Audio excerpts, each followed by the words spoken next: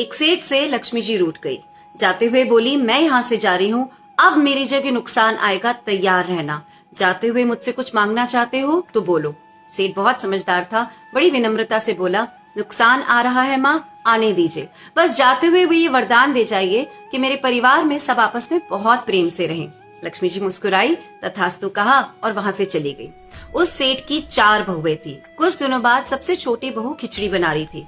उसने खिचड़ी में नमक डाला और अपने काम में व्यस्त हो गई। तभी दूसरी बहू आई, उसने खिचड़ी को चखा नहीं, उसमें नमक डाला और वो भी अपने काम में व्यस्त हो गई। ऐसे एक एक करके तीसरी और चौथी बाकी की दोनों बहुएं आई, ना कुछ जाना देखा, खिचड़ी चखी नहीं और खिचड़ी में नमक डाला और डाल के चली गई। रात को सबसे पहले सेठ खाना खाने बैठा। जैसे ही उसने खिचड़ी का एक चम्मच लिया, उसे महसूस हो गया कि इसमें बहुत ज्यादा नमक है और तुरंत समझ में आ गया कि नुकसान आ चुका है। किसी से कुछ नहीं कहा, चुपचाप खिचड़ी खाई और चला गया। उसके बाद खाना खाने की बारी आई बड़े बेटे की। जैसे ही बेटे ने खिचड़ी का एक चम्मच लिया, परिवार वालों से पूछा, पिताजी ने खाना खा लिया? उन्होंने कुछ कहा? तो बाकी सबने जवाब दिया, हाँ पिताजी ने तो पहले ही खाना खा लिया, लेकिन किसी से कुछ कहा नहीं। तो बड़ा बेटा भी चुपचाप उसने खिचड़ी खाई और चला गया।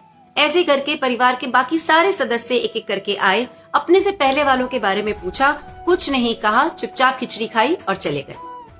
रात को सेठ जी के सपने में नुकसान आया। हाथ जोड़कर बोला, मैं यहाँ से जा रहा हूँ, मैं यहाँ नहीं रह सकता।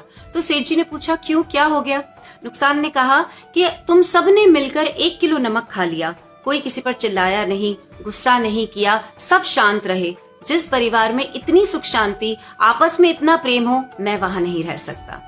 समझने वाली बात यह है कि जिंदगी है तो उतार चढ़ाव, सुख दुख, फायदा नुकसान सब चलता रहेगा। जिस परिवार में आपस में लोगों में प्यार है, सुख शांति है, छोटों में आदर और बड़ों में बड़प्पन है, उस परिवार का